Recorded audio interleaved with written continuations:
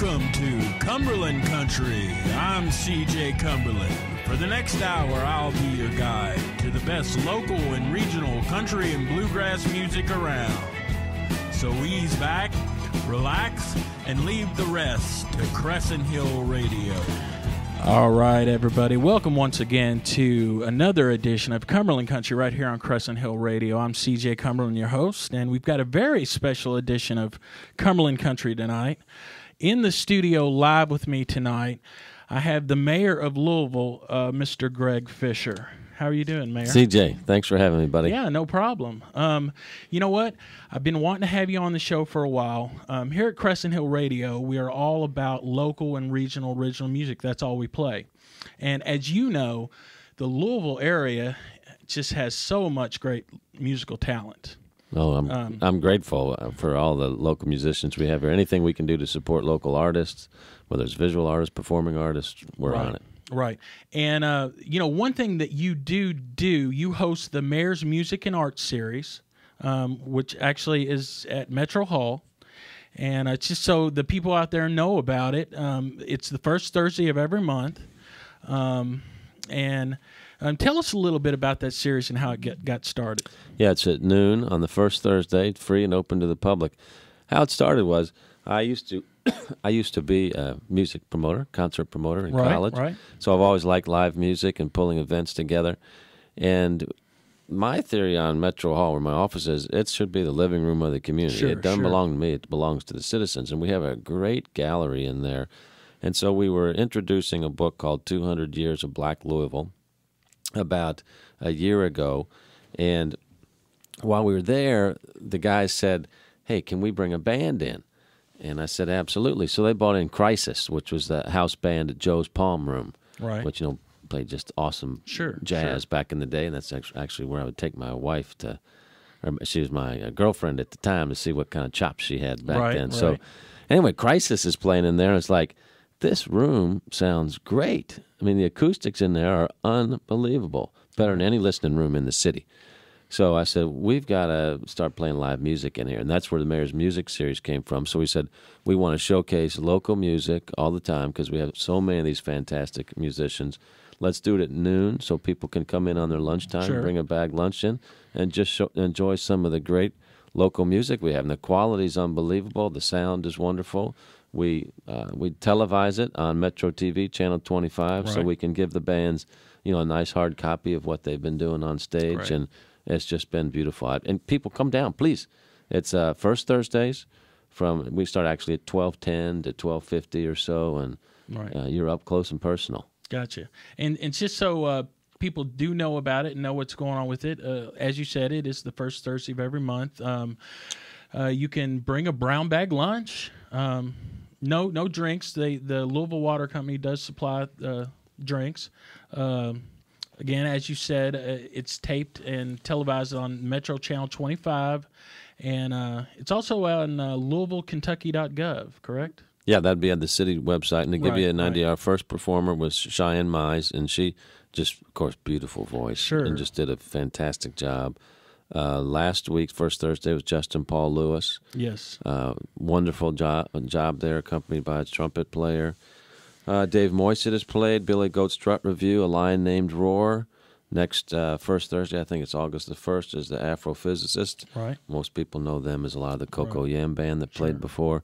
I mean, this is good stuff here. Exactly. A lot of these bands played at Forecastle last week. Right. And the list I have here is September 5th, the Beeblehauser Brothers are going to be on, and that's a great band.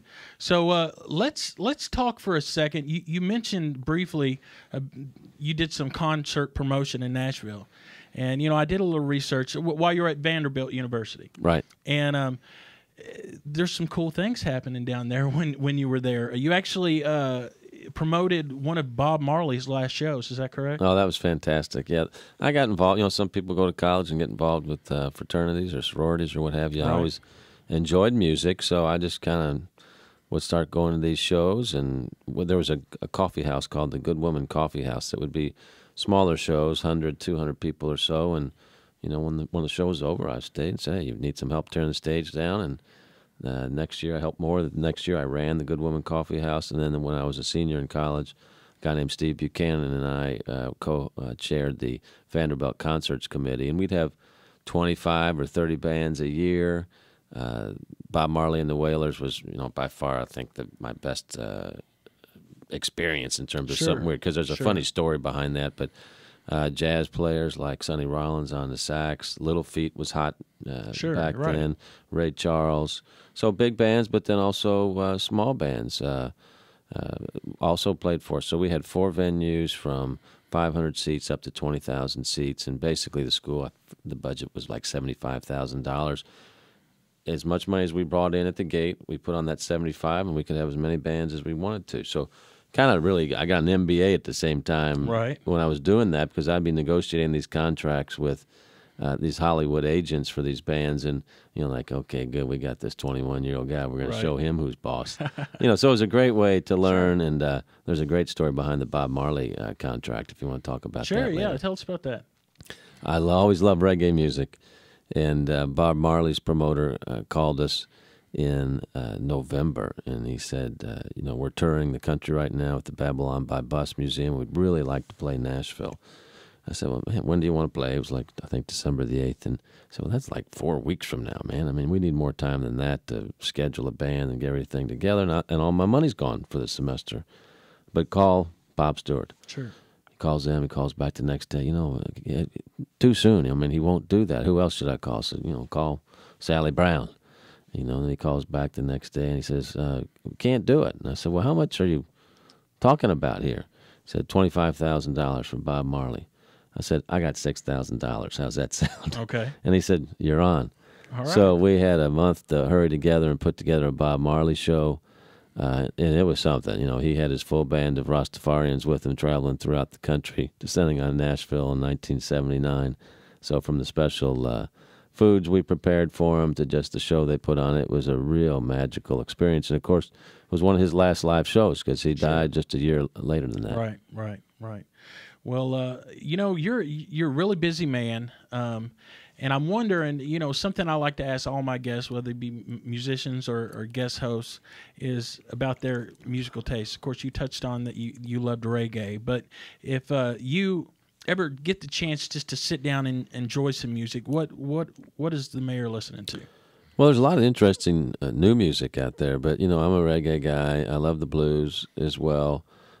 What My Morning Jacket has done here locally, I think, is really pretty cool, because they go across so many genres. And James, when he plays solo, I mean, he usually has some band or somebody else play him, and he touches a lot of different music now. Forecastle, I'm a big Forecastle fan and promoter of that as well, because I think it expresses who we're trying to be as a city in terms of progressive local activity. So, you had the Black Keys down there this past weekend who enjoy their music. Right. New guy named Toro Imwa. I'd never heard him before. He was pretty cool down there. Flaming Lips, of course, have been around for an awfully long time. And even I'm finding myself kind of going to some of this electronic music, so I don't know what that's all about. But I have a younger son that turned me on to that, so some of it's pretty acceptable. And you got the classics like Santana in there, and I probably go back. I graduated from college in 1980, so most of my roots go back to those days. Gotcha. Well, we've got a young man who's a local guy here named Soul River Brown, who we're going to get in here in a few minutes, and he's going to play something for you. And I told you a story off there. Soul River was on Cumberland Country a few weeks back, and I was talking to him about his music and what his aspirations were, and one of them was to actually play for the president. And I said, well, Mayor Fisher's going to be on, so let's start there. So in a second here, we're gonna get Soul River in here to play you a song before you have to leave. I want to kind of focus to the local Louisville music scene, and as I said, you're a huge supporter of local music with your Mayor's Music and Arts series. But just a couple questions. Do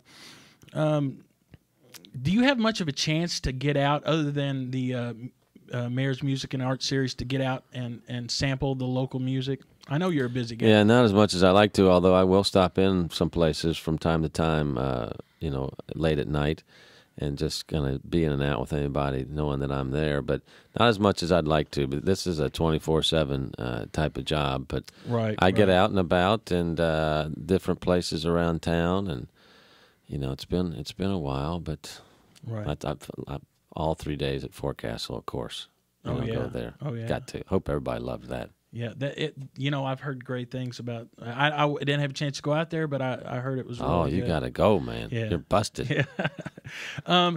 Here's a question I want to ask you. If you were to put your promoter's hat back on again, like in college, what kind of ideas would you have? To kind of stimulate the local music scene.